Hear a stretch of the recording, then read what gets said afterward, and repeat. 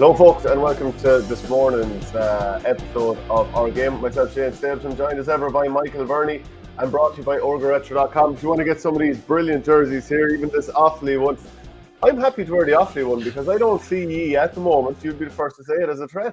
Why did you say even this Offaly one, as if to say like that we're lower class? See, that's why you get such a bad rep. Well, look, we're going to come to it later, but Offaly are nearly back. You're in that Joe McDonagh final, and you're at least going to be in an All-Ireland preliminary quarter-final, and you'll be hoping for a relatively kind draw there. But it's exciting enough. You're only one game away from getting back into the Leinster Championship.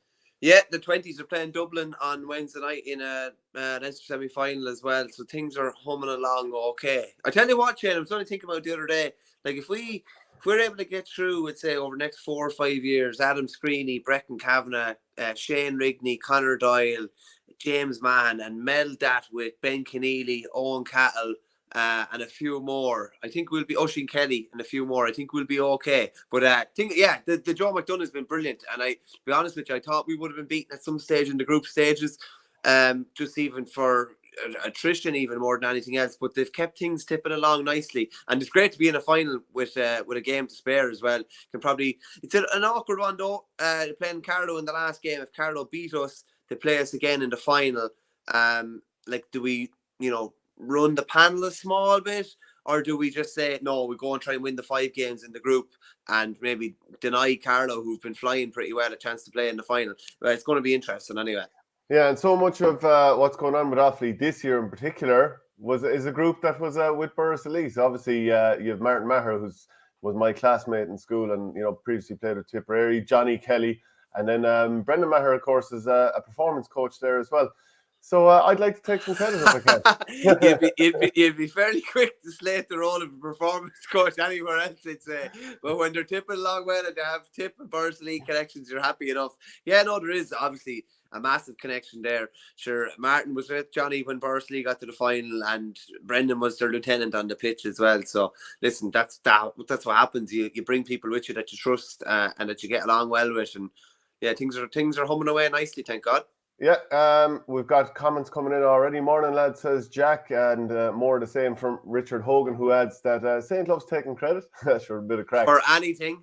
Yeah, A Sully 180, one of your buddies, by God, Saint in the good Offaly jersey at OurGame. Catnap says, g'day, lads. Tip versus Cork didn't disappoint. To be fair, Tip, by far the better team for 50 minutes, but Cork's mini blitz at the start and their belief, ingenuity, subs, and Collins saved them at the end. That's a pretty good, that's not a bad little synopsis now of it, to be fair. We end the show there, though. It's all said. Yeah, it's pretty good now. Let's see, POK says, if there was ever a product to hide behind a paywall, it's that farcical Leinster Hurling Championship.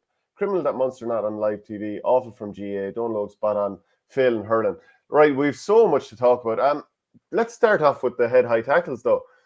And we've already been talking about Offaly here, but Keelan Kiley took a serious dump to the head. It was so bad that the helmet went flying off.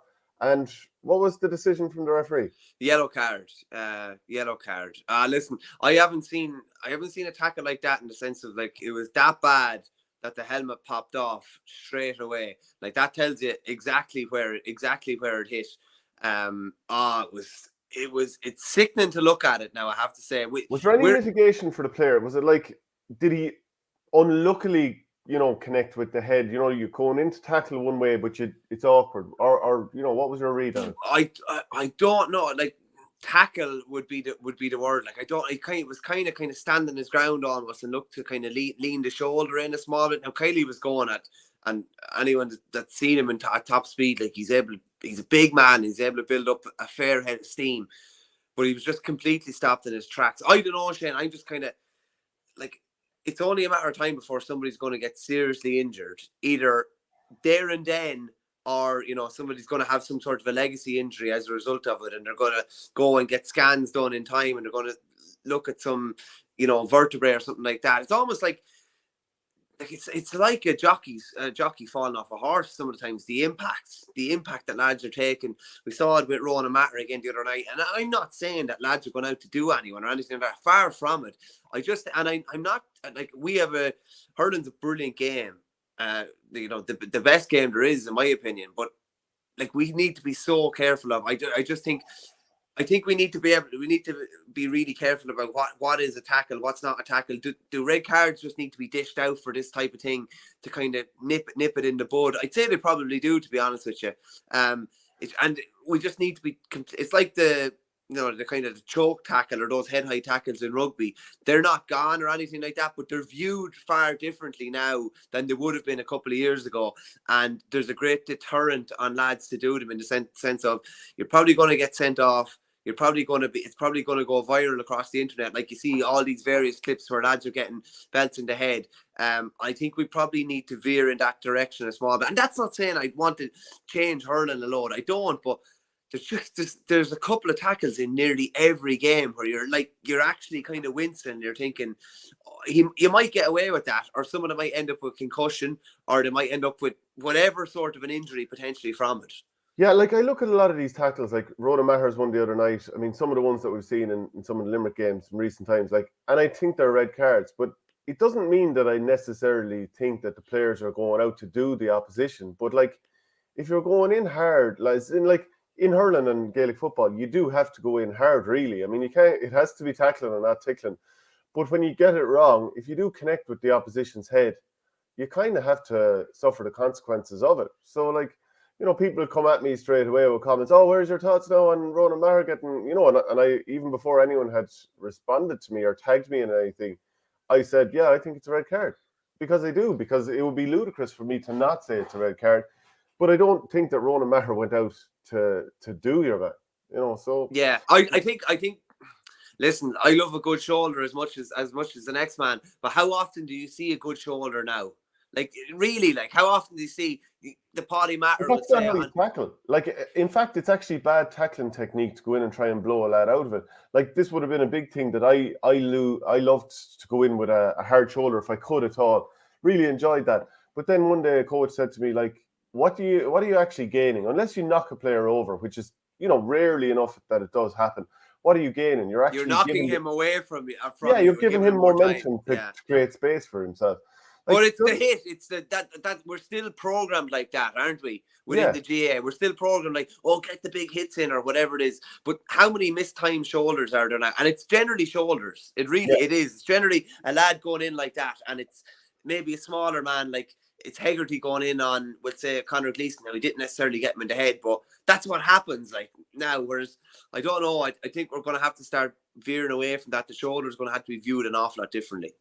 Yeah, I mean, when you, people aren't that familiar with hurling and maybe they've grown up playing a different sport or somebody who grew up, not in Ireland, and they think, God almighty, hurling looks dangerous. And I would always say to them, yeah, but you'd think it is, but you never get hit in the head, really. And generally, you don't get hit in the head in the throws, but even when you're close in a ruck or tackle situation, it's very, very rare you get hit with serious force on the head with a body part or with the hurley or whatever. But the emphasis on tackling over the years has probably changed that a little bit in more recent times. So this isn't going to go away. It's probably going to get worse if anything else. Here's a really excellent point from Owen Hurley. Can we put to bed all the talk of Cork being soft? A depleted team took every tip could throw at them, including plenty of cheap shots, and kept coming back at them. Now, I wouldn't mind knowing what the cheap shots were. Yeah, I feel like there's part of that is directed squarely at you for calling Cork soft so often, and part of that's at me just looking to wind up Tipperary. We probably go and talk fairly forensically about the game, but I look at it and kind of think from a Cork point of view, in a way, how did they get a result in this game? Like after the first 10 or 15 minutes, they were beating all ends up and they still kept plugging away. And we'll probably get into it a bit more. But Declan Dalton's physical transformation and the transformation in the way he plays the game. He was still going at 75 minutes, mad keen to take over and take a line ball and get in. Nobody would have seen him as a half forward in modern inter-county hurling. They would have said edge of the square, brilliant wristy hurler. But yeah, what you're saying, his transformation is incredible. Yeah, it's unbelievable. And he's some slap of a ball as well. But a lot of people would have looked at it as if, maybe he's a dead ball taker. He's a great ball player, but he's not going to be able to go up and down the pitch. He's not going to be this modern day kind of forward that we need. That's going to get a certain amount of tackles in or whatever. He was still putting in tackles to the very end, and absolutely mad for Road. He was one of the best players Cork had the other night, and he kept taking it to Tipperary. And he obviously then we saw the other side of him with that brilliant goal. Like, and there was no issue with steps on his part at all. Definitely not. He just came through and batted it lovely to the net. But and the thing I throw to you about the game, Shane, is how did Tipperary not win this game? Really? Because realistically, having taken that big blow early on and potentially they could have conceded another couple of goals, like Tip dominated proceedings, like really, really dominated proceedings. And, you would wonder how they didn't walk away with the 2 points. Yeah, but like, I think at the same time, it's much to Tip's credit at the same time that they did get, like, because again, like, there was the victory a couple of weeks ago against Clare, but at the time I was saying I'm not getting carried away with this because Tipperary are a little bit ropey at the back here. They're offering up a lot of scoring opportunities and Clare aren't particularly taking them. And this was a trend we saw throughout this game. Like, look at it, 12 goal chances and good goal chances conceded across 2 games. 7 of them have been scored. But you have to be realistic too and say there's a lot of players in new positions here. Like, number one, Alan Tynan was absolutely outstanding, and we're going to come back to him in a little bit of time. But if you look across the board, the team here, the Tipperary are playing, Michael Breen is not used to playing fullback. Obviously, I was trumping him to play fullback for years, but he's not used to it. Johnny Ryan is a new player in there. Alan Tynan is also a new player. Gerard O'Connor, Sean Ryan was a new player. Even the lads coming in off the bench. Brian O'Mara is a totally new player as well, yeah. So how can you expect Tipperary to be a completely well-drilled machine at the back when you have so many new players in there, and when you were also coming off the back of let's call a spade, 3 pretty awful seasons for Tipperary in a row. You're trying to change the team around in terms of rejigging it, plus bringing new players through. It's no surprise. But by the same token, like Pat Ryan, what he's gotten out of his team so far this year, 1 defeat only in competitive action. Did they also win the Munster Hurling League? I feel like they did. I think they beat Tipperary in it. Yeah. So he's doing it. Like, the only defeat was to Kilkenny in the league semi-final, and that was a pretty shockingly bad defeat in terms of the performance. It was just poor. But what he's doing here, like, look at some of the players and the performances that they're producing. Like Kieran Joyce again, like, he took another step on. I felt like they're without Sean O'Donoghue, Mark Coleman. There's someone else. Alan Connolly.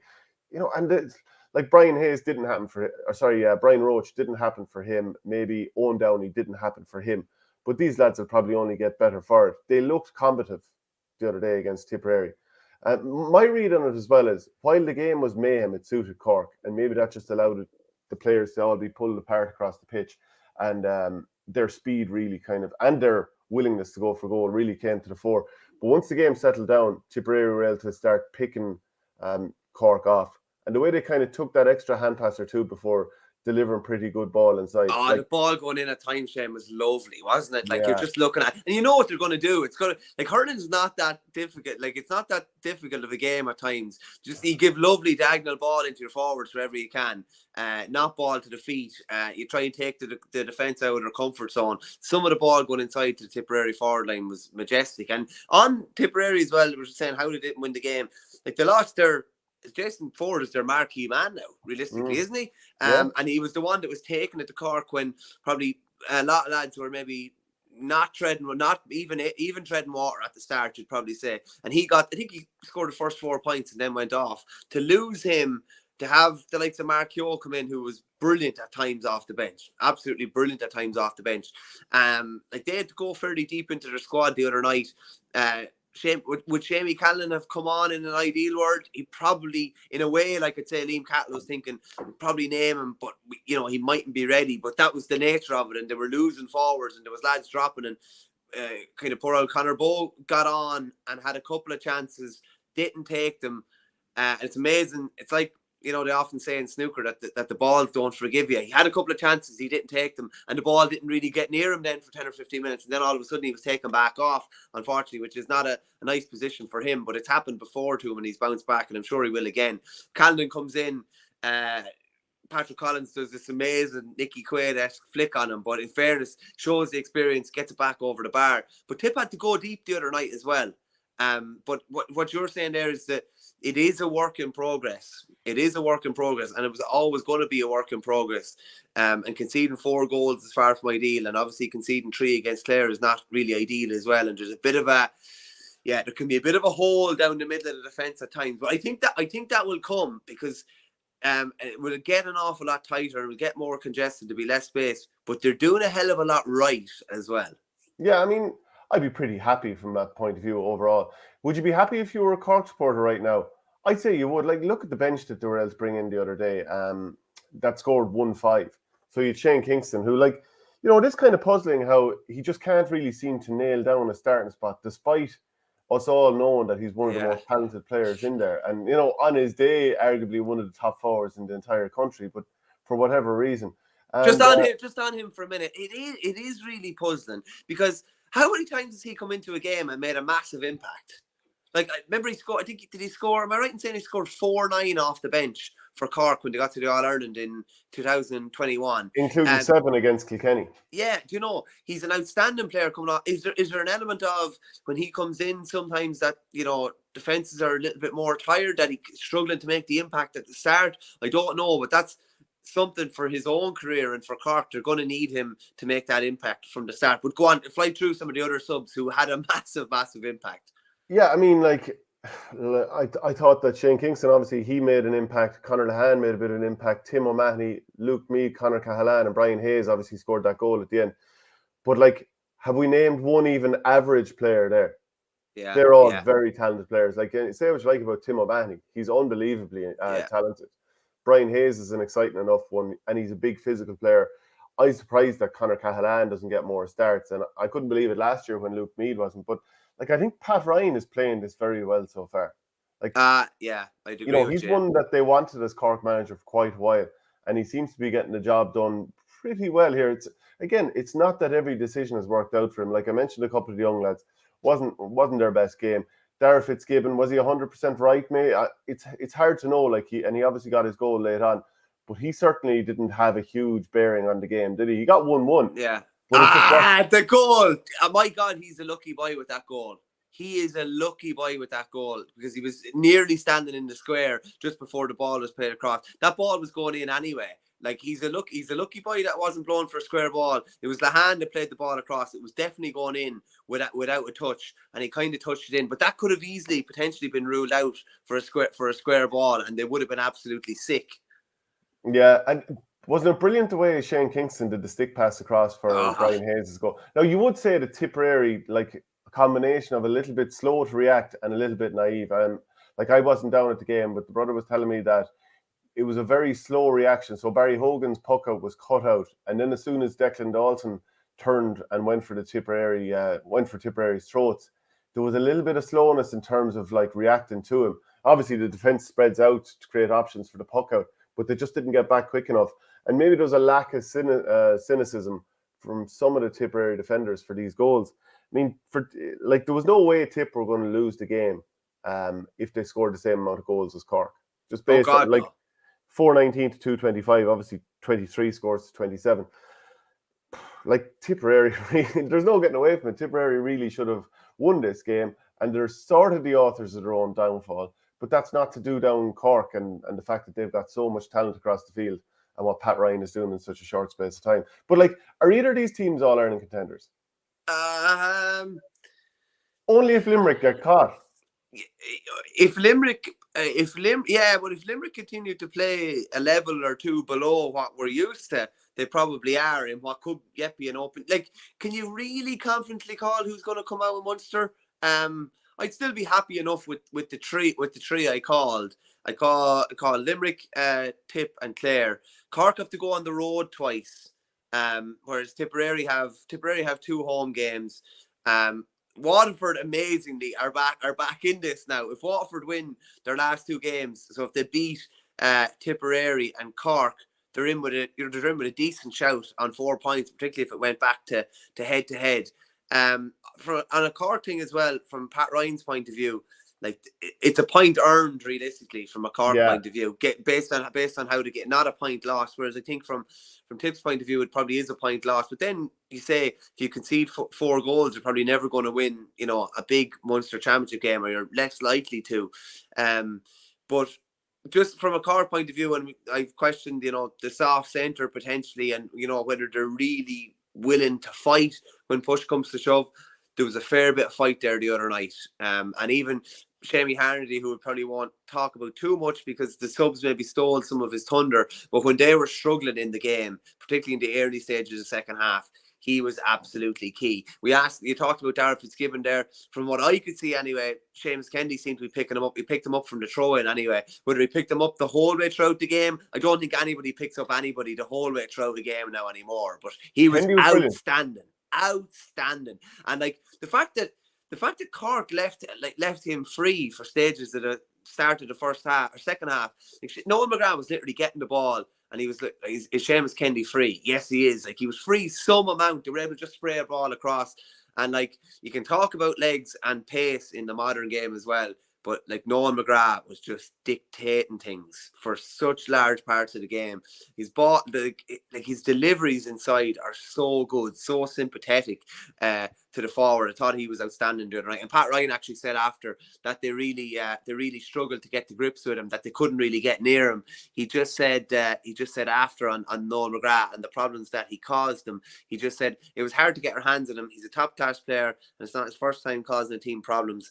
But he pointed out he pointed out his side, could have scored a hat trick of early goals. He just said this on Pat Ryan. We got a great start. We could have had another 2 or 3 goals. If Cork had scored 2 or 3 goals, maybe they would have been out of sight at the start. But they probably left the door open a small bit for Tip. And as you say, when it was chaos, Cork kind of thrived. When it was controlled and a bit more organised, Tip were the ones that were really driving things forward. Yeah, let's look at the table here. At GA League Tables had this up online. So yeah, Cork top with 3 points along with Tipperary. Then Clare next on 2, the same as Limerick. And Waterford, as you said, they're back in the mix as well. The dream, says Detox 101, is Clare Waterford draw with loads of drama. Limerick to beat Tip. And last week, Cork to draw with Clare, and Tip needing to beat Waterford to qualify. Will Waterford rise to beat Cahill? Okay, calling it now, lads. Fixtures will develop in a way that Clare can ship a loss to Cork to put Limerick out. Watch them play their minors in that fixture. I see the discussion about a lack of goals in the game has disappeared. And I really hope that people don't start talking about this whole, let's have 4 points for a goal or whatever, because the unintended consequence will be teams sit back more because they're like, well, we definitely can't concede goals now. And we'll talk about Antrim, Kilkenny a little bit later, but like Antrim would definitely be looking to play 12 lads in their own half throughout if the case was 4 points per. Can I just say something to you on that as well? So you were in Croke Park on Saturday evening. It was real kind of cagey, kind of defensive enough affair. Whereas, and there was sweepers in play nearly at all stages of the game. Whereas you look at the game on Saturday night, and yet that's not to say there wasn't like lads sitting in space at different stages, but they were poles apart in terms of a spectacle and what you want to see in a hurling game. That's not to say like teams do what they have to do on a given day to try and get a result, and that was a big win for Dublin, and we'll talk about it in a while. But like in terms of expansive hurling with loads of goal chances, loads of chaos, loads of opportunities, people like probably spent most of the game off their seats. Such was the energy and enthusiasm going around the place. It was poles apart between the Gaelic grounds and Croke Park, and that's a lot to do with maybe how different to say the 2 teams set up in Leinster compared to how the 2 teams set up in Munster. What did you make of the late freeze? So John McGrath had one from midfield, and it's the sort of one that like he regularly takes free. He takes the freeze for Lockmore ahead of his brother Noel. But last year for the county team, Noel at one stage was actually taking the freeze. That's right. And like John McGrath had been on long enough to kind of think that he should be like, he came on the 53rd minute, so he was on the field 20 minutes at this stage. So it wouldn't be a case of he wasn't up to the speed of the game. Not that you necessarily needed for freeze, but anyway, it's not like he came in cold at it. Not like Nicholas Anelka brought on for the Champions League final penalty shootout, and his first thing was to take a penalty in a way. But like, I did think that the way he was going, I was thinking it'd be more likely Noel McGrath to take it.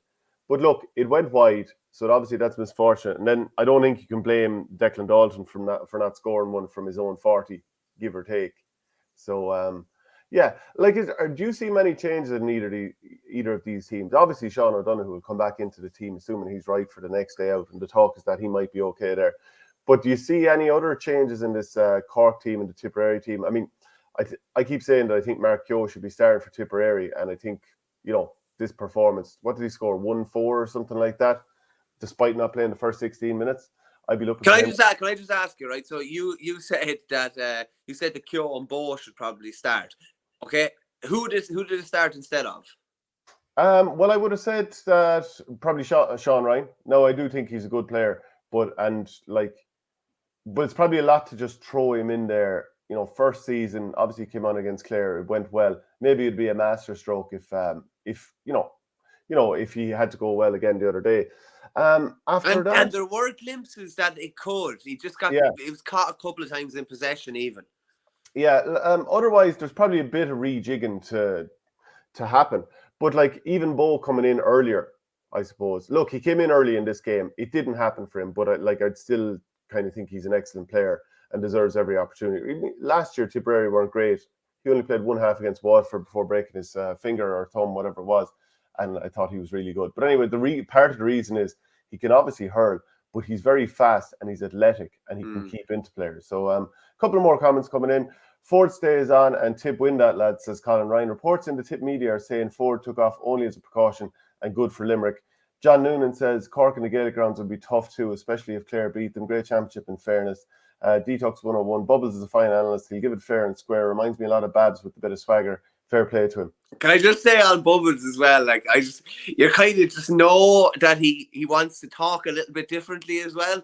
You know that he wants to, there's a few F's and that potentially coming. If it's you say me, you and Bubbles sitting at a bar talking about hurling, he'd probably be talking a little bit differently. He's just holding back a small bit, but you know that he called a spade, in fairness to him. On Ford as well, and it seems to be the same case with Cian Lynch, is that, and this wouldn't have been the case before, but I think lads have been told now, listen, if you have a knock, you need to put your hand up straight away and come off, because you've probably had knocks, and I've had calves and hamstrings where you're in a little bit of bother, and you could play another 10 minutes and you could, that would be fine, and you get through that 10 minutes, but you're literally taking another 2 or 3 weeks out of your recovery. So I think Cian Lynch put his hand up. Kylie said that he'd be back within a week or 10 days. And I think Ford, if you're nipped at all, or you're getting in anyway tight, it's the next run that will do you.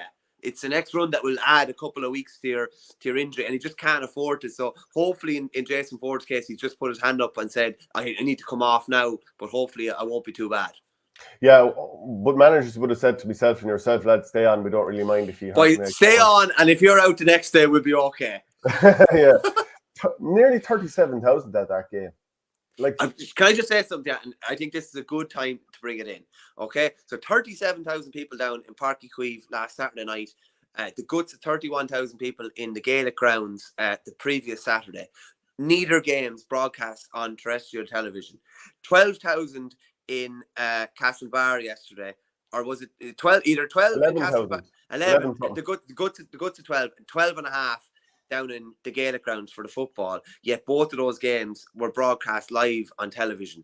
I would hazard a guess and say that Tip and Cork live on RTE, the viewing figures would have dwarfed both the provincial finals combined in terms of viewing figures. Nobody had outside of the 4 counties involved, there was not a real interest in the provincial finals been on live TV, and I can't get my head around how we're essentially putting the Munster Championship behind a paywall.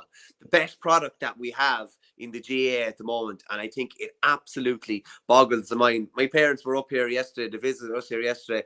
What did you think of Tip and Cork?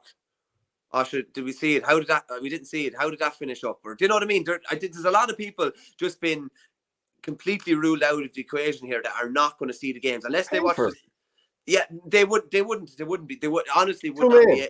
Well, we're farmers now, but they genuinely wouldn't know how to. The only reason they were able to go up to us in Dunboyne yesterday was because the sister put it in the sat nav before they left. They would have taken them 4 hours to find us. Remember, they had to get into a match before, and I had to take a screenshot of the ticket and save it as their screensaver because they would not be able to get into the match otherwise. And there's a lot of people like that. Me and you and younger people are fine, but I think we're ostracizing a lot of people from the GAA. I don't understand why the Munster Championship why some of these games are not on RTE. Like three of Clare's 4 games are on GAAGO, which I think is absolutely bonkers. 3 or 4 Munster Championship games. But it's obvious why they're behind paywall, to get people to sign up. Like, you put out a poll. Actually, I'd be interested to know. Like, you said, well, what did you do? Did you go with GAAGO or did you not watch it? Didn't you throw the poll? 50-50, yeah. Yes, it was yes. 50. Yes, I bought GAAGO, or I watched it on GAAGO, and then it was 50%. No, I only have RT with a segment in there that wanted an option 3 of Fire Stick or some other way of potentially watching the game. Yeah, there was like people up and down the country were using dodgy boxes to watch it as well. Like, there's no getting away from it. That's just the way it kind of goes. But like, right, so my understanding of it is GAAGO is it's part RT and it's part GAA. 50-50, yeah. Yeah. And if you want people to sign up, if you're giving the milk free, people aren't going to go and pay for the cow. So you have to put the good stuff behind the paywall. And like, that's just the commercial reality of it. So you have to put the best stuff behind the paywall. Yeah. If you want people to sign up. Why are we paying our TV license fee then? We're paying 160 quid a year for a TV license fee, and we're not getting any of the best games on, free to air. Yeah, but then the other thing is, like, depending on what package it is or whatever. Look, I'm not necessarily saying that people shouldn't be able to watch these games for free. I'm just saying there's a commercial reality. And yeah, the whole license fee, I mean, I don't think we should be forced to pay for a media that is basically very biased when it comes to news stuff, for example. I really don't like that at all. But like, it's all down to a commercial reality. It's down. If you want people to pay, put the best stuff behind the paywall. But can I just hurling is like, we're limited enough in games of hurling that we have like real good championship games. And realistically, and I look, I'm a Leinster man or whatever, but the quality, like, how many good Leinster championship matches are we going to have potentially outside of the final? We might have 2 to Galway 3. Kilkenny was all right. Galway Kilkenny was all right. Dublin Wexford was okay, but like, I just can't get, like, hurling is our best product, right? And it's, played at a high level in what are we talking? 11 counties are competing for the Limerick Cup at the moment. And we should be putting it out more front and centre. I'm not saying that every Munster Championship game has to be on telly, but I'm saying that I think the scheduling on terrestrial television, we should be front loading it with hurling at the moment, because we are going to be swamped by football once this new All-Ireland structure starts, where there are games everywhere. Like, there's going to be games on TV, live football games the whole time, and we're going to be at an All-Ireland quarter-final stage in hurling where we're going to have 5 games left realistically. I think we should be showing our product now while it's the cut and thrust of the Munster Championship. To me, hurling is the jewel in the GAA's crown, and the Munster Championship is the jewel of hurling's crown almost as well. And I just think we're denying a lot of people. We're denying a lot of people the chance to watch these games, and I just don't think it's right. So we're kind of more or less agreed then that, that is just the way it is, that it is a commercial decision and you have to put the best games behind it to get people to sign up. I don't think you have to put all of the best games behind. Like, I don't like why do RTE only have 5 Saturday night games? They only have 5 Saturday night games, and I think GAAGO have the other 12. I think that either that or put Limerick and Clare on Sunday at 4:00 and air it on RTE, or put Tip and Cork on at 2:00 on RTE and air it on RTE. I just think it's totally skewed. Yeah, Richard Hogan here. Hold on, saying, why did you take the Thursday show from behind the paywall while your major competitor has recently gone behind the paywall? Well, like, we did it because we're just trying to grow the show all the time, and we look at different ways of trying to, create income. Like, for example, the coaching clinics or the live club fundraisers or the rstore.ie. So we're just trying to do it a different way, but you don't want to, and I mean, this does feed back into it. Putting stuff behind a paywall does stop it growing. And that's fair on those points. And like, there's so much rugby on TV at the moment. And like some of the big competitions over the years have been behind a paywall.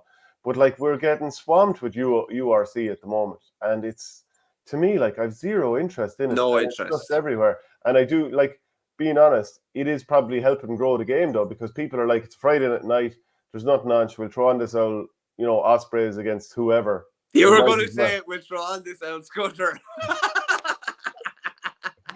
But like, anyway, so yeah. Just on that as well, on Richard's question, I think a big part of what, like, We want people to see the channel. We want people to see, like we thought, essentially there was a lot of really good content going behind the paywall. You want people to see it. Do you know what I mean? You want to, and that's one of the best ways to grow your channel. I think that was the best decision for us. Yeah. By the way, just a couple of other things, but we'll dip in and out of the different games. Sean Finn being out now for the year. He's done an ACL. I mean, in terms of, again, the championship, like, he's arguably the best defender in the entire thing. We won't do a power rankings of it just now, but I mean, that's a huge blow. And it's not like Limerick don't have good players to come in. Mike Casey, Richie English, we could put Aaron Costello in the mix there as well in terms of players who could come in the back, or they can rejig, whatever. But it does mean that Limerick are digging that extra step deeper. And if another one gets injured, then what do they do? And then what do they do? And at what stage does it start to just come apart a little bit or seem a little bit more frail back there? Yeah, does this also, deny them the chance, or afford them to have that chance of putting Kyle Hayes in the forward line? Because, like, realistically, you're going to move Kyle Hayes up to the forward line now. Maybe then you have, what would you have? You'd have maybe Richie English, Mike Casey, Barry Nash, Dan Morrissey in the wing, Dermot Burns, Declan Hannon. Declan Hannon doesn't look 100% fit at the moment as well. Can they afford to do that? Listen, it's an awful pity for Sean, who you had on the show a couple of weeks ago, and he was brilliant. Brilliant interview, and I'd encourage anyone to go back and look at it. Fascinating interview. And like, he's one of the best defenders. And he wasn't bad in the interview either. He's obviously one of the best defenders in the game. He's the complete package, probably, as a modern day kind of cornerback, and it's an awful pity they're going to be without him. It does give the chance for maybe a Richie English, who's been waiting in the wings, mad for chances to get in, and who's an all-star. They have an all-star cornerback to come in for him, but he hasn't hurled much in comparison to, a lot of his teammates in the last couple of years. And I wonder, does that deny them the chance of maybe putting Kyle Hayes up in the forward line and really kind of, throwing a cat among the pigeons? I don't know if they can afford to do that now anymore.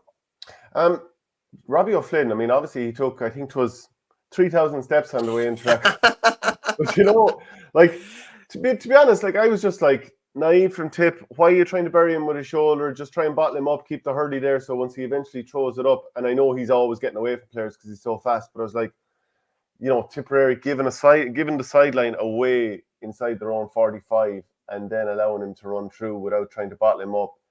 I just thought that was the real problem there, rather. And like, the fact that he had to go off then injured. Yeah. Like, what a blow this is. If he doesn't play again this year, let's say it's a bad one, because I think he left the stadium in crutches. And also, if Cork don't get out of the championship, that'll be him done for the year. Out of the Munster championship, that's him done for the year. Yeah, he picked up his injury the first night of the league, didn't he, against Limerick? Am I right in saying that was the first night of the league?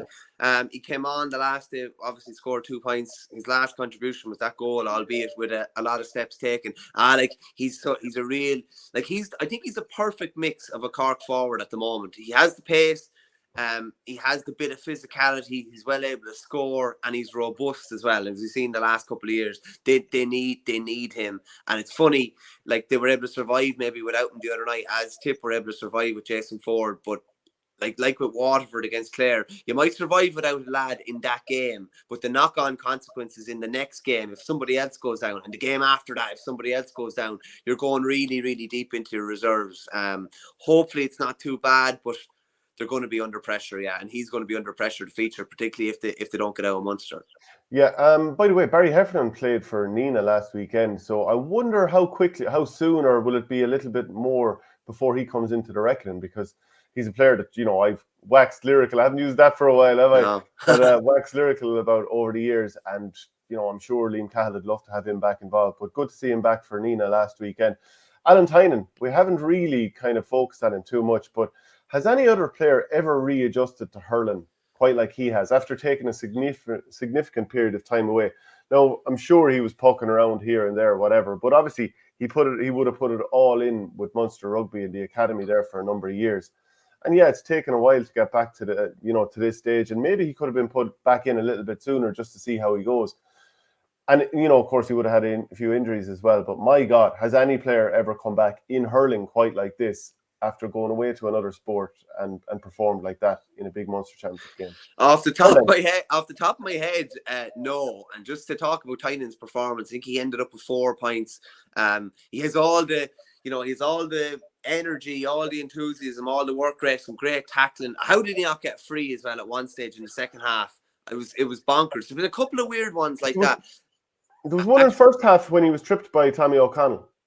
Yeah. Is that the one you're talking about? He was about 30 yards out. Yeah, I'm feeling there might have been one in the second half as well. But there's a couple. Cork got away.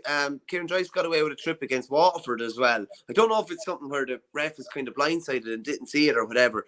Desi Hutchinson. Yeah, sorry. Yeah, that's right. Yeah. Yeah, no, it was Jack Prendergast going through. No, sorry. Yeah. The Desi Hutchinson comment here, Red Lad, a player that readjusted back to hurling. Yeah, it's basically a two-man list at the moment. Desi Hutchinson and Alan Tynan.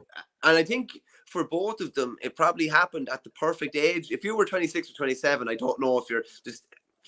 Hurling is just such a, I always found with hurling, the biggest thing when you're out of it for a while is, and you see lads coming back, or maybe they haven't played, maybe lads have played even bits of rugby or soccer. It's when the ball is in around your feet and it's actually been able to move quickly and been able to get the ball into your hand quickly. Those two lads have adapted really, really well. You'd have to say Desi got an All-Star nomination his first inter-county year. Tynan has been one of Tipperary's best players this year. He was brilliant against Limerick that day in the league semi-final. He was outstanding the other night. Outstanding performance again the other night. And he just offers... he offers several different little packages to the mix, doesn't he? He has the hurling, he has the class to put the ball over the bar. He has an insane kind of work rate, and I'd say his tackling stats are absolutely off the charts as well. He was just phenomenal the other night. Yeah, like it's the straight line running, and maybe this is something that you learn in rugby to some degree, because it is kind of like you do want to kind of take a good line or whatever. But the fact that he's able to keep the head up while he's soloing and generally try and feed somebody. And I thought at times lads could have made better runs for him, but maybe he's so dynamic, lads struggle to actually keep up with him. There was that stage he scored a point when he did a little sidestep inside a player. Oh, yeah. And blasted it over. Like, really, really good performance. And I just love how combative he is. He looks like he'd nearly have a fight with himself out there. He's getting so stuck into it. So, like, where can he go in another year or two? That's the big thing here. I mean, Tipperary have changed this team an awful lot in a short space of time. But I was pretty happy with the selection the other day, because in the middle area you had Conor Stacklib, who I rate really highly. Obviously Dan McCormick, you won't have to get me to the best man in the game to win a free. Best man in the game to win a free. But like, there's a lot of lads that are like that. I mean, across the games last weekend, this weekend, there are lads going into contact looking for frees at all times. And I just think that like referees are just going to stop giving them. Cian Kenny doesn't get frees anymore because every time he goes into contact, the arms are up. Before he even does that, and the two arms go up in the air. And like, I think players are going to get fewer and fewer frees.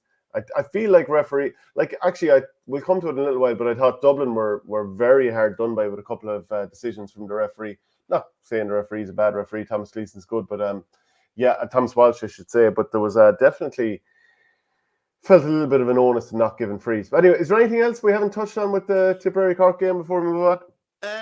No, I think it's nearly all been said. Wasn't it just from start to finish? I was just shouting at the telly, like watching it a lot of the time. It was just like when Cork banged in a couple of goals at the end, you're just thinking, because so many times I thought, Tipperary have this now, or they're in control of this, they're going to see it out, they're 4 or 5 up. I thought Jake Morris as well was very good for Tip too, as in a consistent performance. I think he's delivering a lot more on a consistent basis maybe than he had before. But yeah, no, it's just a belter of a game. Yeah, absolutely. And we'll look forward to the match next weekend as well. Liam Cahill said an exciting game, again with a lot of skill in it, but also a lot of errors, I suppose, and that contributed to such drama. Very proud of how the Tipperary responded to every sucker blow that came at them. Cork are exceptional as well. They never went away all day. We kicked on at certain stages, and you could say we were nearly there, but really when you're playing Cork, you're never there. It's true, the scoring power is there with Cork. It's just, I suppose, continuing to back that up now and shut up lads like you who have questioned them so much over the years. I've always said to have the players. Having the players has never been the problem. It's funny though, they still face a bit of an uphill climb to get out of Munster. It's not going to be simple. Like, here's one for you: if you're to predict the top 5 in Munster, like what points are going to get out here? What are you going to need to get out? Like, a lot of teams are going to beat each other here potentially as well, and have already. Like, you would have imagined to be someone on 4 after 2 games. There's nobody on 4, 2 on 3. One team on 0 still have a great chance of getting out to win their last 2 games. Yeah, and like for Waterford, the disappointment I'd say is that scoring difference, which could, like, we don't know what's going to catch a team out here, but some team is possibly going to go out on the head-to-head or on scoring difference, and they're going to be very, very upset at how they performed at a certain stage of one game here. Yeah, I mean, Tipperary should be on 4 points, but hey, that's the way life is at this moment in time. I think Clare arguably could be on 4 points as well, because I mean, I felt that the flow of the game was that Clare were on top against Tipperary for an awful lot of it, and the opportunity for them to win that game was there.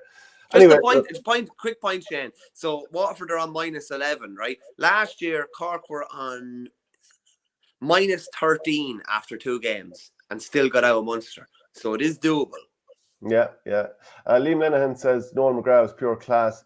What are the Waterford heads at is the questions, or where are they at, says Patrick Coleman. All 5 teams can finish on 4. Limerick and Clare to be on 6 on top, then Tip with 5. Yeah, so look, a lot of comments coming in. People are obviously very, very excited about how the championship is going. Keep the comments coming in. We love getting them.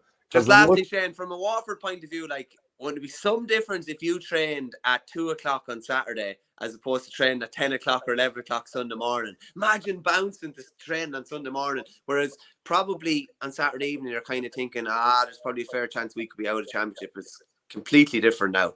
Yeah, and again, like, there's so many football games coming up. Like, why doesn't the championship just merge the 2 tables together? Because we want to see all 5 of these Munster teams playing against Kilkenny. We want to see all 5 of them playing against Galway, and so on and so forth. It's just such a missed opportunity. What other competition? Like, imagine if the Premier League decided, no, we're not going to have Man City playing against Liverpool this year at all. The thing about that, Shane, is is the Munster Championship still means so much. Are you saying that the Munster Championship is not played then? No. I'm saying you play the Munster Championship, you play the Leinster Championship, you've got your tables and your finals, then merge the tables together, and you've got 10 or 11 teams, and then the top 2 go to the All-Ireland semi-finals with home advantage maybe, or something like that, probably Croke Park. Then 3 to 6, they play in All-Ireland quarterfinals, and the rest are in a relegation battle as well. So throughout the season, you've got something at play. Maybe the 7th place team will say, is just safe and in no man's land, and the rest of them beneath that play in relegation if there's 11 teams, something like that. But what a waste to go. Like, when did we last see Tipperary and Kilkenny in Championship? 2019. What other product would not have 2 of the biggest rivals play each other 3 seasons in a row? It's insane. Can I ask you a question just on that 2019 final as well? Do you think Richie Hogan feels hard done by based on some of the stuff that's been let go in games and a lot of the red cards that haven't been? Just a genuine question, like, because like there's been some absolutely horrific tackles that have gone in with just yellow cards, and it's almost like, yeah, I just think it's a bit mad. That was a big statement at the time, and listen, it was a red card. But when you look at some of the things that haven't been called since, it's kind of head scratching, really. But I think his was so clear for the referee as well. It wasn't like there was like in the middle of a Shamazel or like Seamus Flanagan's one, where there's an awful lot going on, and it's like probably most of us missed it initially, and it was only in the replay we saw it. Whereas I think that one was so obvious that the referee couldn't miss it. But yeah, I'm sure he can feel a small bit aggrieved, but it was a red card all day. Leinster Championship round 3 over the weekend. Dublin 122, Wexford 23 points. Now, you were saying this game didn't really do it for you, but it definitely does something for the Leinster Championship. Galway, Kilkenny and Dublin, they're all top with 5 points each. Now, Dublin, they've drawn with Antrim, they've beaten Westmeath, and now they've beaten Wexford, even though there was plenty of people out there saying that Wexford would get the result here. In the final couple of games, Dublin are going to have to play Kilkenny and Galway. Now, Wexford will need to beat Kilkenny, and they'll also need Dublin to be dropping points in the hope of leapfrogging them on the way home here. Now, Wexford have already played the big 3 at the top, if you want to call them that, and they'll be expecting to get results against Antrim and Westmeath. But I suppose last year, Wexford drew with Westmeath, so they won't be looking at it as a foregone conclusion. But I suppose Dublin put a lot right in this game in terms of, like, people were relatively writing them off. Yeah, it was just based on some of it was probably based on the Antrim game. I'd say the first day out, they would, you're thinking if they're going to get out of Leinster that they should get a result in Corrigan Park. They were probably lucky to do so. We probably need to chat about Donald Burke a fair bit, Shane. Some of the things he got a point in the first half. It was funny. It was actually a mad point because this rarely happens. Conor Donoghue went to hit a line ball and actually missed it. and then hit it again, and it just went about 50 yards straight into Burke's hand, and he kind of just done a few little shapes and threw the ball over from near the sideline. But some of the things that he's able to do, and how easy he's able to make point scoring look from a variety of distance and angles, is phenomenal. He's just like normally players don't do this thing of sitting in the pocket and scoring, but how often does he seem to just stand a little bit off the play, get the ball, and then you're just waiting for the inevitability of him blasting it over from 60, 70, 80 yards. He's one of the riskiest players out there. Like, he has silken wrists. And where does he rank in terms of the current best hurlers in Ireland? Like, if we were doing a sort of a top 10, would he be in it? And would he be more likely to be in it if he played for one of the, I suppose, bigger lights? I think the latter part of your question is the big one, is that, you know, he's carrying the main threat of the Dublin forward line. If he was, you know, I put it this way, if Donald Burke was playing in a better forward line, we'll say on a Limerick team, shall we say, and where he wasn't being given specialist attention in every game, like, he could be hitting 5 or 6 per game, probably, could he? Yeah. So, like, it's kind of difficult when you're ranking kind of guys like that. You kind of have to kind of see. It's probably easy to put a load of Limerick lads in that equation, but then you're thinking, yeah, they're all surrounded by, you know, really, really top players, nearly all stars. Whereas, you know, Donald Burke doesn't have any all stars yet, and he's the one that's leading the line and expected to lead the line every day. Okay, John Noonan points out. Yeah, sorry, I got myself a little bit confused there. I had initially said that Wexford have to beat Kilkenny now to get through, and they do. So they've already played Antrim, and they won that game by 4 points, and they weren't great in the second half in that game. So yeah, sorry, I had that a little bit muddled. But I don't think as well, just on that, and we talk about the game in a second, like, Kilkenny are not gonna want to lose to Wexford 2 years in a row. Like, that was one of the worst performances under Brian Cody, that game in Nolan Park last year, and I'm sure they'll be out to right a bit of a wrong in that last game as well. Yeah, and it's not like they've qualified just yet either. Yeah, and like, if they want to retain the Leinster title and win it 4 years in a row now, I think it would be, they're going to have to, you know, continue keeping up their good form. But this Dublin against Wexford game, it was like, I did really feel that Dublin were hard done by in the second half, in terms of, like, there was 4 decisions in a fairly short space of time that I thought it was very, very harsh.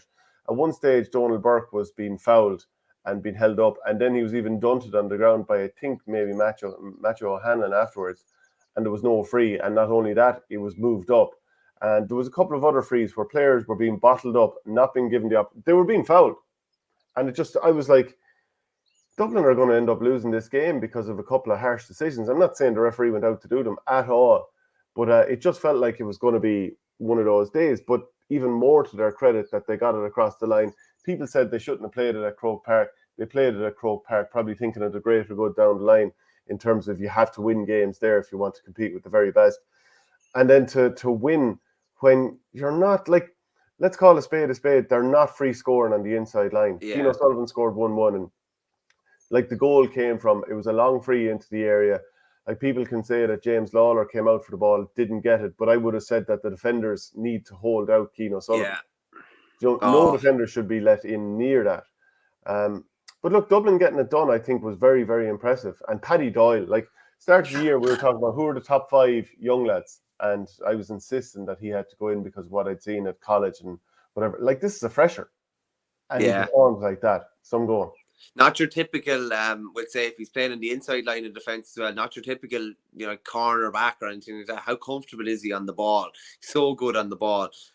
His deliveries are top class as well. His use of possession is really, really good. And just something I want to say to you as well, something you reminded me there with the referee's decision. Do you remember the one in the Tipperary Cork game where it looked like Rob Downey had the ball, like actually pulled out of his hand at one stage, and he was fouled just before that, and the play stopped completely. That point was allowed. There was no issue with that. Sure, there wasn't. It was actually allowed. Yeah, it was allowed, and not only that, there was an opportunity to work a goal.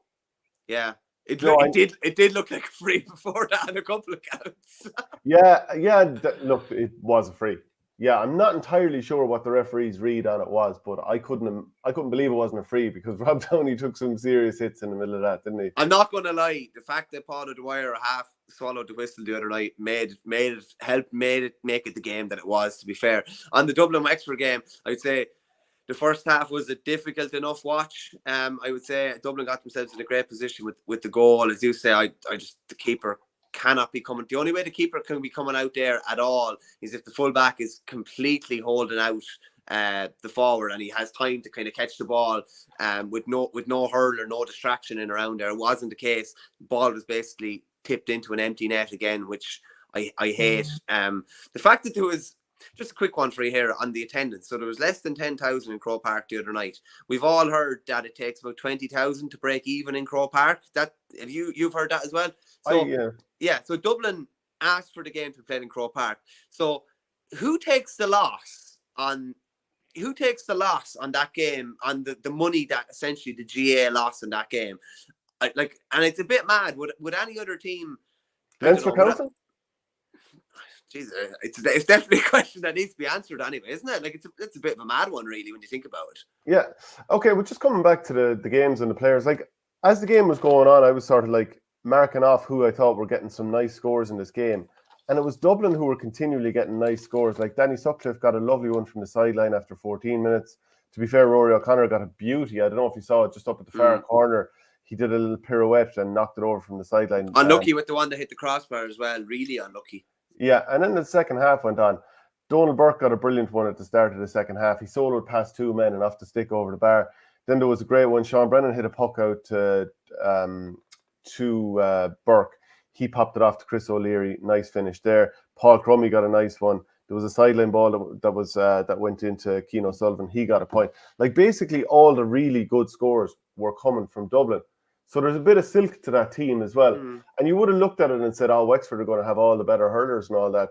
And when Ronan Hayes went off injured as well, I mean, like Robbie O'Flynn, that could be his championship done at this stage. You just don't know. It depends on the severity of it.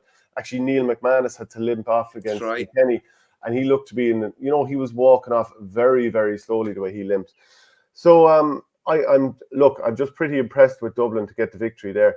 Do you think that Darragh Egan looks at the decision to not start Conor McDonald and thinks, I might have got this one wrong? Because I didn't agree with it beforehand, and certainly after it, I don't agree. Yeah, no, McDonald was brilliant when he came in, and he was good when he came in the previous week as well. I don't know. I had it in my own head. The reason that he wasn't playing the week before was that they wanted more mobility in the forward line and forwards that could rotate into different positions. And realistically, he's looked at it as a 14 and probably not anywhere else. I don't think I'm wrong in saying that. That's generally where he operates, and whether he'd move around and would play wing forward or would have the pace to be out in the half line, I'm not so sure. But he made a massive impact when he came in. And yeah, would you not have Conor McDonald in the top 5 or 6 Wexford players? Like outside of Chin, outside of Liam Ryan, probably Dio O'Keefe, Rory O'Connor. McDonald's not a million miles behind. And Dio O'Keefe couldn't play as well, so obviously yeah. And they obviously had Rec back, and Liam Ryan did well to last as long as he did, realistically, because I thought he was in big bother before half time and he was really badly strapped up. You could see they were doing whatever they could to try and get the result, but like Liam Ryan's going to be in bother now for the next couple of games as well. And just on Ronan Hayes as well, I felt really bad for him. So he pulled his hamstring while sprinting, like as in he was at top speed, but it took him about 7 or 8 strides to slow down, and that's where the damage is done, because he's still running at full speed. So I'd be surprised if he's able to feature in the rest of the Leinster Championship and potentially even beyond if they get out. Yeah, Hurling 1234 says, who's number 8 for Dublin with the white and yellow helmet? Nice player. That's Mark Grogan, and someone who's been very good, I think, over the years at Kilmacud Crokes. I think Did he not leave? Yeah, did he not leave for Australia after Ballyhale beat them? Or am I thinking of somebody else? Darragh Butler. Darragh Butler. Sorry, yeah. Okay, yeah. He's a good player, in fairness to him, and there'll probably be more and more Kilmacud lads coming in over the next couple of years, I'd imagine too.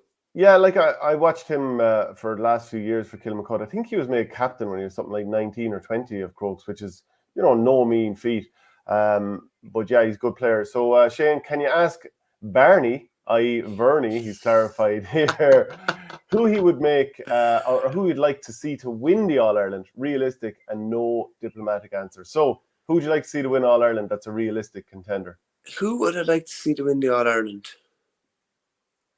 Sure, look, I suppose. I think, being honest with you, I'd say I think Cork winning All-Ireland would be massive for the game. And it'd be massive for potentially them down there. I'd say they could probably win a couple on the back of it as well. I'd probably say someone like Cork, being honest with you. But that's Barney's verdict. So you'd like them to win it? Okay, that's interesting. Do you think Wexford can come back from this year? And if they beat Kilkenny, right, they're definitely back into the mix. But it's very important for Darragh Egan in terms of what he's trying to do to get out of this group this year, because then you just start to wonder, will the Wexford County Board look to reevaluate? Do I think they can get out? They left off Dermot O'Keefe the other night with the view to maybe he might be available later on. He probably will. I think Liam Ryan's in trouble. Lee Chin is definitely not himself and is clearly struggling a bit with his shoulder injury as well. And Wexford free taking came back to haunt him again the other night, didn't it? Realistically, you'd have to say none of the other top teams have an issue with free taking where they know they're going to score 9 out of 10 realistically most of the time.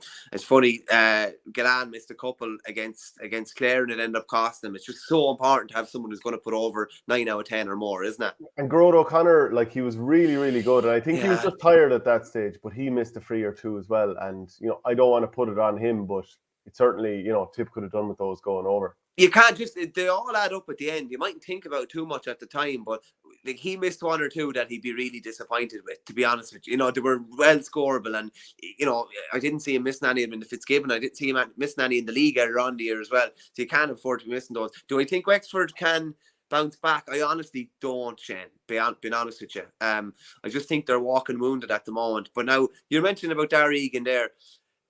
I think Darragh Egan inherited a similar position in Wexford, probably as Colin Bonner maybe inherited in Tip, as in, I would have said under Davy Fitz's regime, it would have been generally the same players featuring over and over again. It was nearly like clockwork. You knew Aidan Nolan was going to come on, maybe you knew Harry Keogh was going to come on.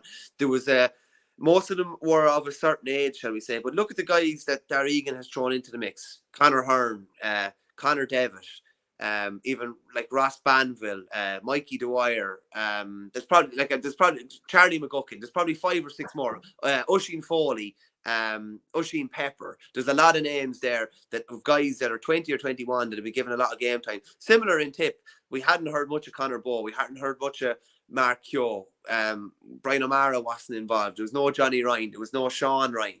So there's been a lot of turnover in those two counties, and I think Darragh Egan has kind of looked at the longer term picture in Wexford, and he's not just gone with all the elder statesmen. Don't get me wrong, he needs them all, but there's been a lot of new faces thrown in there as well. Yeah, Sully 180. Vernie will eat his hat again if Tip win the All-Ireland. No, I think Tip have a chance of winning the All-Ireland, but I think someone will probably need to take out Limerick. There's a good few teams, we've talked about this, there's a good few teams have a chance of winning the All-Ireland if Limerick are beaten by somebody else along the way. Well, surely Clare would be favourites if Limerick get knocked out. Clare would be favourites. Clare, who showed nothing against Kilkenny in the All-Ireland semi-final last year. Yeah, but they'll learn from that. You'd hope so. I have to say, Shane, as well, call a draw again the other night, Tip and Cork. You were like, oh, shit on the fence. And I was like, I thought Tipperary were going to win. And then as it's a draw with a couple of minutes scoring, like, oh, I hope this is a draw just to sicken that other lad. Detox 101 says, Shane, can you please call Bernie Barney from now on? I'm a Patreon subscriber, but we'll gladly double it if you call him Barney. Well, yeah, no problem at all. I've had several. Barney, Varney, Varley. What are the other ones? My father calls you Vardy. Birdie.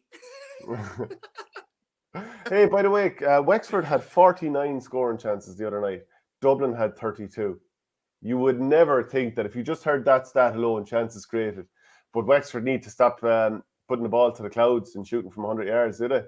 Oh man, it's a killer. Really. Are they shot like what? They're half chances realistically, aren't they? Quarter chances even. Would you rather take 10 shots from 90 yards or play 10 balls to your inside forward line?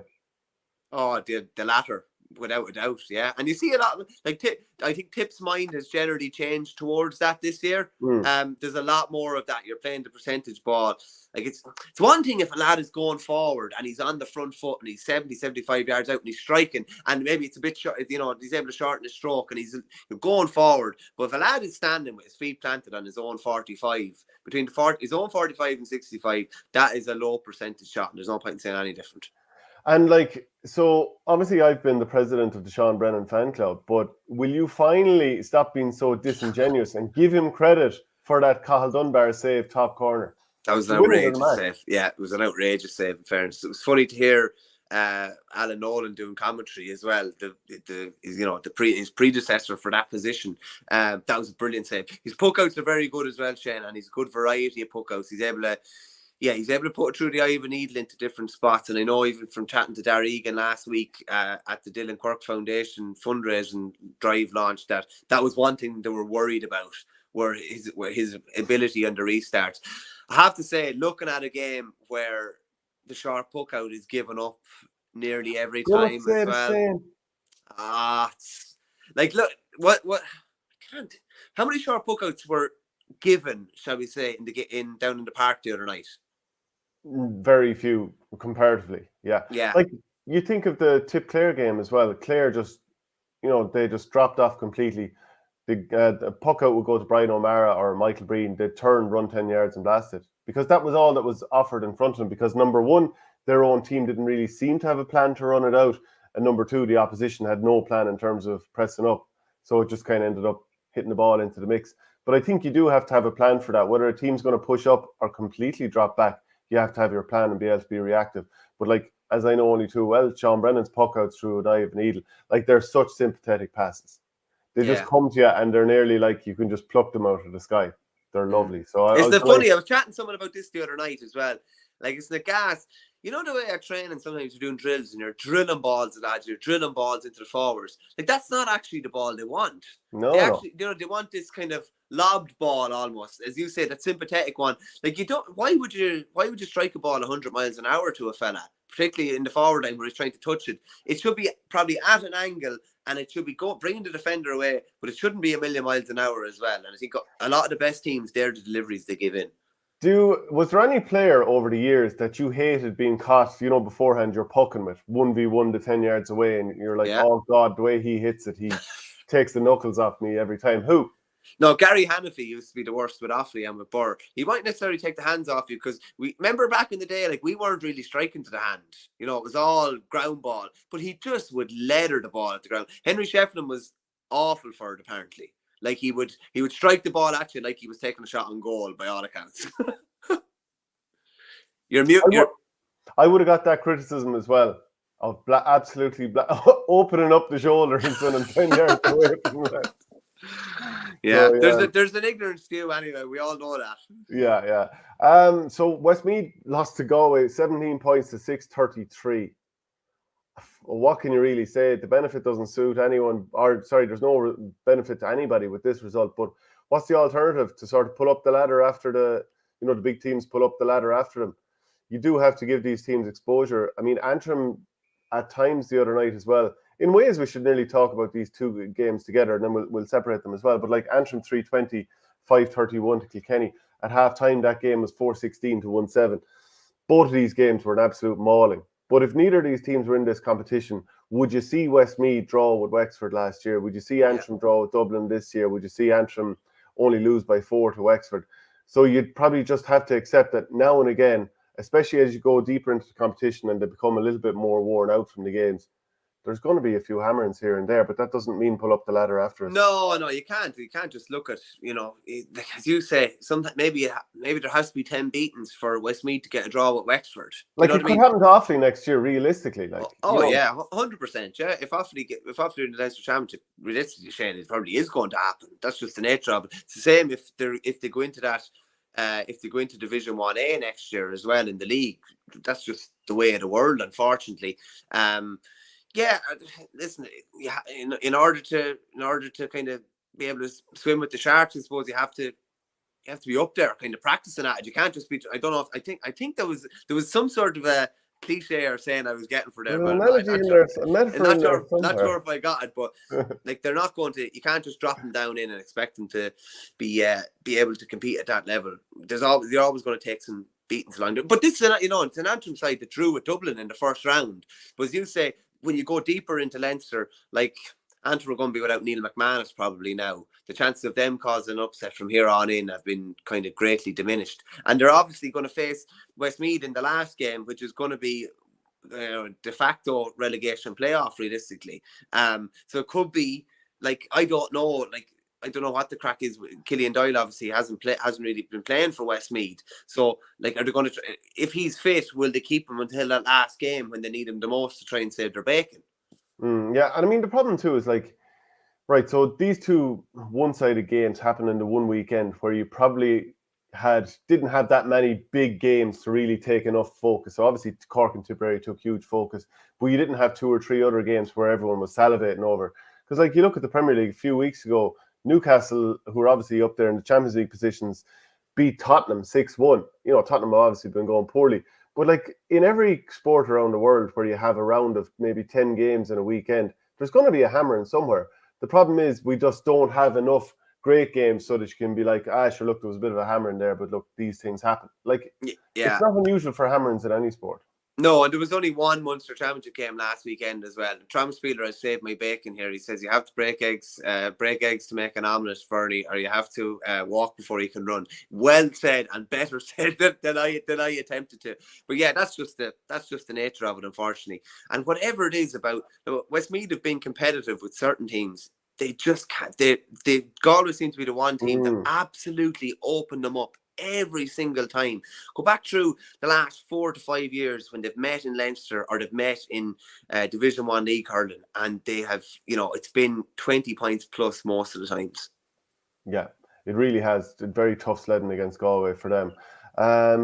Conor Whelan, he scored 3-1 in that game. Nice little hat-trick for him. Evan Nyland, he scored 10 points, 3 of those from play. Brian Kincannon, who was brilliant against Kilkenny there recently, he got 1-3. Declan McLaughlin and Kevin Cooney got 1-2 apiece. Niall O'Brien, he got 10 points for Westmeath. Davy Glennon got a couple as well. And on the Antrim-Kilkenny game, look, it's just a tough day at the office for Antrim at Corrigan Park. They looked so wide open at the back, but Kilkenny were mad for goals. Every time the likes of Billy Ryan or Owen Cody got the ball, they were turning and heading for goal. Mossy Keown, he got a hat-trick in the first half. He's becoming a bit of a regular goal scorer now at this stage. And TJ Reid, he got one in each half. But to be fair to Antrim, when they were 4-6 to 1-7 down, they got it back to, I think, something like 10 or 11 points. They for a finish put up 3-20. Like, that's not bad at all to score 2-13 in one half against Kilkenny, even if they are, I suppose, freewheeling towards the end line at that stage. It's amazing to score 320 and still take the pace and that they did. Like, that's kind of the way modern hurling is at the moment, isn't it? I don't know, did you see the picture of TJ Reid after with the crowd around him? Like, again, that wouldn't happen. That wouldn't happen unless there is an exposure to hurling up there. You'd hope that will help grow the game in time. From a Kilkenny point of view, hadn't scored a game or a goal in the opening 2 games, and I'd say that was the only thing in their minds the other day was to hit the back of the net every chance they got. Patrick Coleman wonders, were you trying to say you have to learn to swim with sharks before you can learn to swim? I don't know what I was trying to say. Do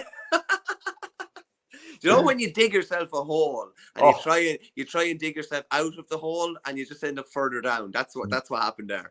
Dig up, stupid. Yeah, exactly. Yeah. So Neil McMahon is going off injured was a big blow for Antrim. Conal Cunning, he scored 8 points. Keil Malloy 1-2. Niall McKenna 4 points. McManus had scored 1-1. Connor Johnson also got a goal. TJ Reid 2-10 overall. 2-2 of that coming from play. Mossy Keown 3-3, Billy Ryan 4 points, Adrian Mullen 2, Alan Murphy 3. There was a few others who tipped in. Big Walter appeared and hit 2 points as well. I think that is that his first nearly appearance of the year, I'd say. I can't think of him playing before this. After the game, Darren Gleeson was told, fought well in the second half, all that kind of stuff, and he goes, fighting heart. Yeah, there was a small bit of character if you're looking for a positive spin on it. I don't have many positive spins on that. It was a below par first half performance. Basic requirements: track your man, tough, tight, defending, putting yourself on the line. It wasn't there. I mean that from 1 to 15. It just wasn't at the level it was meant to be or the level you'd expect the team to be at. You should be seriously motivated when you get the opportunity to play a team like Kilkenny in your own house, and came flat. We look at ourselves. I look at myself and our management team and how we went about it. Then we'll have a look at the players and see how we get it right for a couple of weeks' time. So he's obviously not happy. Well, there's no point in trying to sugarcoat it, really, and trying to take the positive out of it. As you say, there were 4-16 to 1-7 down at the break. Like 4-16 to be conceding in one half of hurling on home soil. For a game, I don't know, I would have thought they would have been up for it. I wouldn't have expected a flat performance anyway. But they did a very, very strong second half against Wexford last weekend. they'd probably travelled up and down as well. I don't know. I think there's like now as well. I saying to you off air, like I asked you to go down to Cork, and like it's a fair ordeal to go down to Cork, and you'd be feeling it for a couple of days after, and I'd be the same. So, and that's without having playing games. So like it does take all that stuff does take its toll, and yeah, I don't know, the chance of an upset or Antrim causing an upset. Maybe they've had their day out the first day when they were fresh and had a couple of weeks lead in and could empty everything out that first day. The likelihood of a shock here on in is probably greatly decreased. Boom Boom 43 says you have to swim with a shark before you can make an omelette. It's like don't know if you've ever seen Richard Cooper doing his impressions of Eddie O'Sullivan. It's like, you know, all these mad kind of sayings. He basically changes. He puts a different kind of word in instead of something else for saying. Like you can't. What was it? You can't. What was it? I'm gone. I'm gone this morning. I'm gone. Yeah, you're absolutely flying it there. Yeah.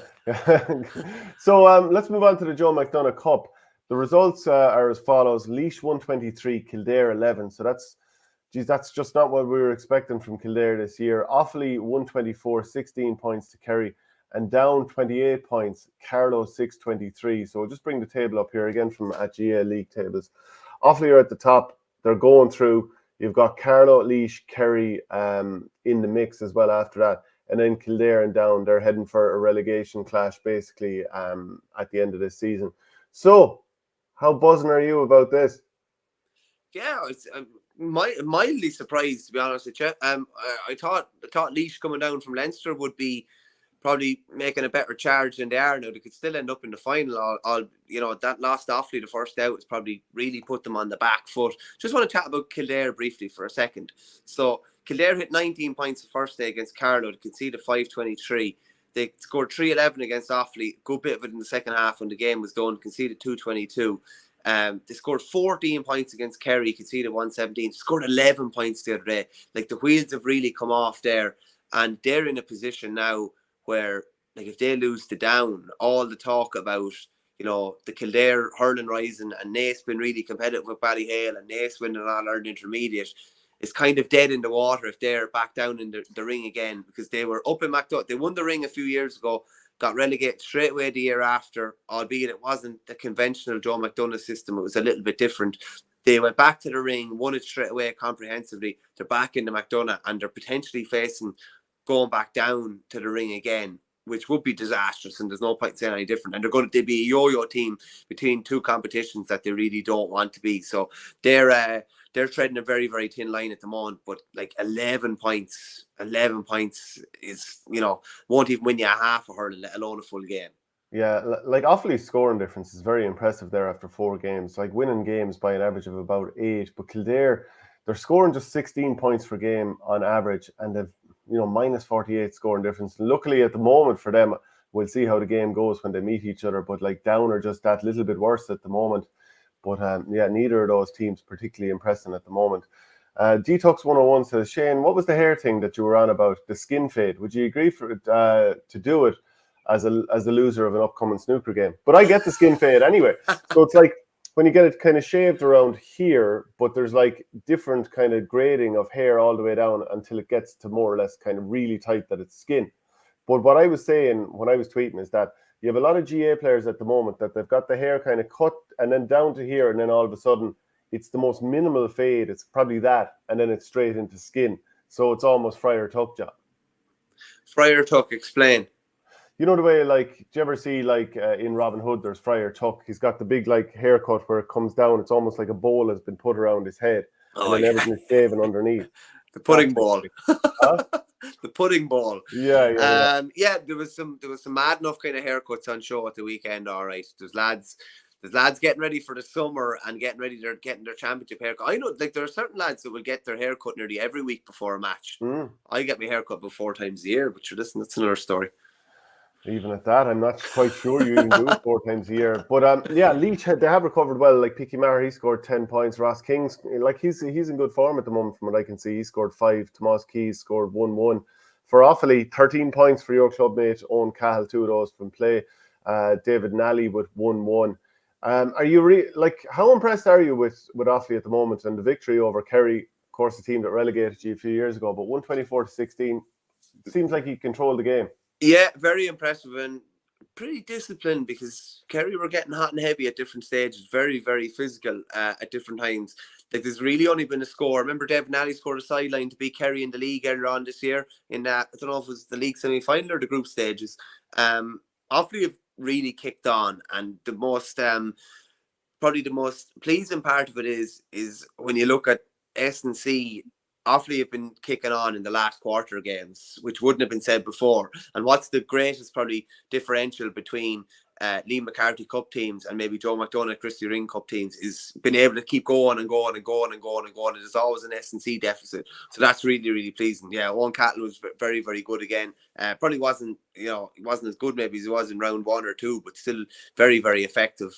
Jason Sampson going back centre back has been a big, big move. I think you said it after they played Kilkenny in the Walsh Cup earlier on this year, and you said you were impressed with him. I wasn't sure whether it would work long term because he would have played in goals a bit and he would have played up in attack, but he wouldn't have really ever played centre back. But he's just really solid there. Really, really solid. He's just always in the right positions, and he's that forward instinct of always giving a good ball outside or playing the right pass outside. And his brother has been very, very impressive on the wing as well. Ben Keneally kind of floats around the defence, picks up, can play cornerback, can play wing back, depending on who they want him to pick up. And Kieran Burke has been real solid at full back. So yeah, all good going into that last round. Boom Boom 43 talking about your hair 4 times a year when the neighbour is shearing sheep. Boom. Boom, boom. P174 says that Kerry hurling is always physical, and Fla says Offaly could have a nice cut at Dublin if they got that draw. Obviously, this is talking about the preliminary All-Ireland quarter-final. Yeah, but Dublin will win by at least 10, I'd say. Dublin to be in a preliminary quarter-final, yes. No, I don't think Dublin will win by at least 10 now. I'm confirming to you now, Dublin will win by at least 10. If we'd a full deck, that'd be if we'd a full deck, that'd be the closest preliminary quarter-final since Laois beat Dublin in 19, I'd say. Sure, aren't I telling you now that Dublin would win by at least 10? You won't listen to me. Good man. What's your rationale? That Dublin have the physicality and the pace and the power, and ultimately that would wear you down. I wouldn't say they have the attack that could really hurt us now. That'd be an interesting game. Yeah, listen, we're going to be in the preliminary quarter final either way. It's just a matter of who we're going to be playing. So hopefully we can win the thing. I don't know if it's one thing you get through to a preliminary quarter final. You don't want to be getting to a preliminary quarter final having lost to McDonagh. Want to get up having won it. Do you think Offaly will put out a bit of a bogey team the next day? Just to get Carlo into the final and then bet him. Is that game this weekend? Because the 20s are playing on Wednesday night. That would rule probably Charlie Mitchell out. I don't know. Carlo Offaly is the 13th. Yeah, it's next weekend. Yeah, you'd be dead right to just put out a second 15. It probably takes the integrity of the competition into a bit of question then, doesn't it? Laois wouldn't be too happy, but listen, we won't be doing Laois any favours anyway, I can tell you that. Yeah, Leon Keegan says, give it to him, Bernie. Typical Tipperary man hates Offaly. And I wear an Offaly jersey. OurGame.com, by the way. You don't respect us. In time you will. Well, look at what P174 says. Preliminary quarter-final against Tip, maybe. I'd be happy enough with that. Yeah, I know you would. How would you feel about that? So if Dublin would beat us by 10 in a quarter-final, what Tipperary beat us by? 15? You're saying Tip are only 5 points better than Dublin? Well, I'm just saying that they're different types of teams. But would you be happy with a 15-point loss against Tipperary? No. But I think we could be very, very competitive against Dublin. Tipperary are a couple of steps ahead of us. No point in saying any different. Would you take a 15-point defeat if it was handed to you beforehand? No way. Not so on Monday Sundays. No way. So congratulations to Derry for winning the under-20 All-Ireland B Championship. They beat Roscommon 3-17 to 2-14. The other day, so that's a big result for them, and delighted for them. Just a quick one, Shane, just to go through the permutations of McDonagh here. So Offaly are into the final. Cardo are assured of a place in the final if they can beat Offaly in the last game. Laois need a win against Kerry, and they need for Cardo not to beat Offaly. Kerry need to win against Laois, and they need Offaly to win. So there's still 14, there's still 3 teams in with a chance of being in the final. So it's still it's a fascinating conclusion. You wonder, this is the thing about the integrity of the competition here in a way. Offaly have an awfully earned the right to do whatever they want to do for that last round game. Realistically, yeah. So, I think they will probably mix. Anyone that's carrying any sort of a knock will not play, and probably their 3 or 4 marquee men will not start, I'd say, because basically you want them fit for the final. Like, what an opportunity to try. Like, Carlow have to win the game, so they're going to put out their strongest team, and you get a fair opportunity to see how they set up, how they do this, how they do that. Whereas, obviously, Carlow don't have that same luxury throughout the game. So it really is advantage Offaly heading into the latter stages of the Joe McDonagh Cup. In football, there was a couple of games over the weekend that really didn't, get people's juices flowing at all. Galway won the Connacht title 220 to 12 points. Clare came up very short against Kerry in the Munster final. That was 5-14 to 15 points. And David Clifford scored 2-6. Paddy Clifford got a goal. So it was nice for both of them to get a goal so soon after the passing of their mother. And brave of them to both play the game. And I suppose in a way it probably felt like the right thing to do.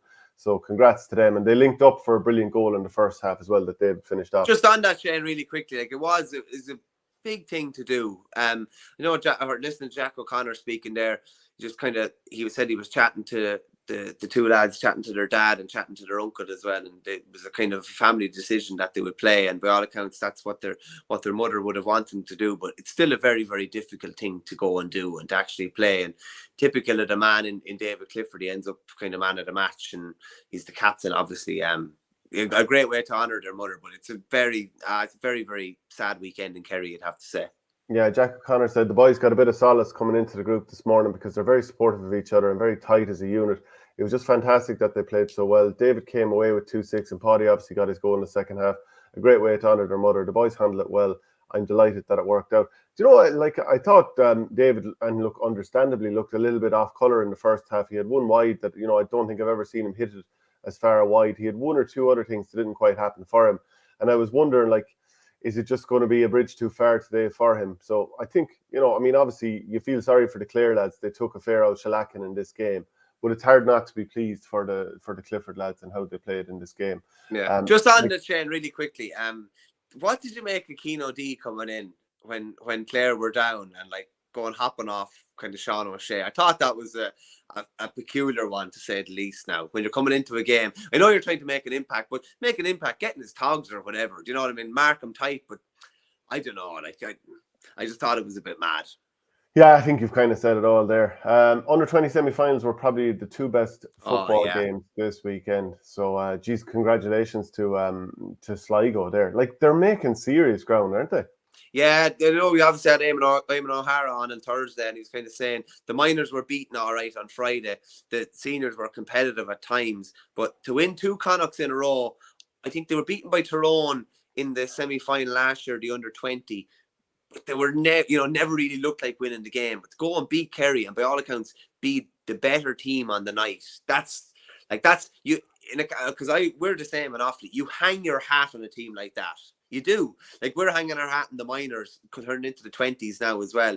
You hang your hat on 7 or 8 of those guys getting through. And the nature of it in a smaller county is that 7 or 8 of them will play senior county hurling or senior county football.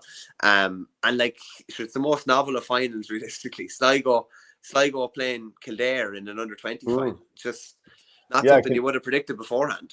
Yeah, so Sligo won 1-8 to 9 points against Kerry, and Kildare had a 1-11 to 2-7 win over Down. That was at Parnell Park. So yeah, Sligo all black against all white. Yeah, look a little bit odd. Game of chess. I'd say it might be a game of chess, Shano. There you go. Now this is what is it? This is chess, not checkers, something like that. Anyway, Galway beat Sligo in the senior final. Matthew Tierney was unbelievable. Scored 2-7. That included a free and a 45. But the goals from play and some of the points he got were unbelievable. And what can you really say about the game? 220 to 12 points. It wasn't really all that competitive. Sligo did well, went out. There was a bit of damage limitation, lost by 14 points. So there was no disgrace in that whatsoever. So fair play to them. They're on a bit of a journey. Tony McEntee's trying to build a team and so on and so forth. So I don't think we can be critical of Sligo. They went out and did, I think it was a credible performance in many ways. But I suppose, what do you really say about it, except we came away from the game thinking, do Galway have the deepest panel in inter-county at the moment? Look at some of the players that they've even brought back, just by virtue of bringing back the likes of Ian Burke, a former All-Star, and then they've added, John Maher has been a fair addition to the midfield this year, and Peter Cook has come back. And like, these aren't small players. I mean, obviously Ian Burke is, but the last two that I've named aren't small players. And you've got Sean Mulcairn apparently is making good progress after doing his knee last year. So does that free up Sean Kelly to come out the field a little bit? And he's such an excellent player as well. But like, it is looking good in terms of like who's got the biggest, deepest squad out there. Geez, there can't be many better than Galway. No, there's not too many. There's not too many better than Galway. And just even listening to John Matter was talking after they beat Mayo, after they beat Roscommon, and it's just like, I saw what the lads did last year, and I just had to get back involved. By all accounts, probably the same with Peter Cook, probably the same with Ian Burke. It's almost like lads that maybe, not saying they had, maybe just didn't have the hunger for county football, but they've all been drawn back in, and like, I can't think of too many lads that aren't in there outside of Liam Silk, and I think Kieran Malloy is on the way. Liam Silk is is down under, I think, working, and Kieran Malloy is back in, and potential that he could kick football this year as well. The options they have, and you have to say, looking at the All-Ireland final last year, what killed them, they got things so right against Kerry in the All-Ireland final last year, but they just didn't have the impact players to come in and probably finish the job. It was a brilliant performance for about 60, maybe 65 minutes, but Kerry got a bit of a spring from the bench. Galway didn't. You look at their bench this year and you just think there are options absolutely everywhere. Yeah, Carl Sweeney, Desi Keneally, Keane Hernan, Tom McElhan, Paul Kelly, they all came in and made a bit of an impact. But like you said, the depth they have in the squad. And we were looking at who else has huge depth. I'd say Kerry have depth in the forward line, but I'm not sure if they have it at the back line and midfield, especially with David Moore now retiring. Tyrone, it always feels like they have a load of identical players that can come in and out of the starting team. They have a lot of physical players, a lot of lads who are square-jawed and like big chests coming in, like that they have that sort of depth. I don't know if they have like game changers on the bench, but they do. I think the thing about Tyrone, and I think the point you're making is they have a lot of guys at a similar level that they could be starters one day, they could be subs, whereas I think there's different maybe levels to Galway, if you get me. You know what I mean? Agree. Yeah, And even Ian Burke, you mentioned about, he's obviously small in stature, but like he's such a different player. Like, I think it's key when you're talking about Tyrone, there are a lot of similar type of players, but when you talk about, let's just say, Rob Finnerty, Matthew Tierney, Johnny Heaney, Ian Burke, Damien Comer, and Shane Walsh, like none of them are the same within a forward line. So they can all hurt you different ways. You could have Burke and Comer inside, little and large. You could have, the playmaker for the bigger fella. You can put high ball in. You can have Shane Walsh dictating things out the field. Finnerty, if he's inside as well, is a magician off the left foot. Tierney's playing the best football of his life. But they're all different types of players. I think that's the key. It's no good having six like real talented nippy forwards. Sure, like that won't win you anything. You need to have loads of different lads offering you different things. I think Galway have that at the moment, to be fair. They're my favourites for the All-Ireland at this stage. I have to, just because of that depth. I'll just bring up the groups here as well. Obviously, they've been, like this was the sheet we had that was before the provincial finals were played. And a couple of those provincial finals, Dublin, Louth and Armagh Derry, have yet to be played. But Galway in the same group as Tyrone and Westmeath. They'll obviously fancy beating Westmeath. It's not a tough group, though, when you've got Tyrone and the winner of Armagh and Derry. No, in fairness, there's some good games. There's some good games there. You're looking at Galway. I don't know. I'm not sure. I won't be 100% sure who's going to win Ulster at the moment. But there's the problem is, and we've talked about before, is that they're all going to get through. Is it basically Westmeath are the fourth seed, and they're not going to get they're not going to get through realistically when push comes to shove. And there's not enough teams been eliminated.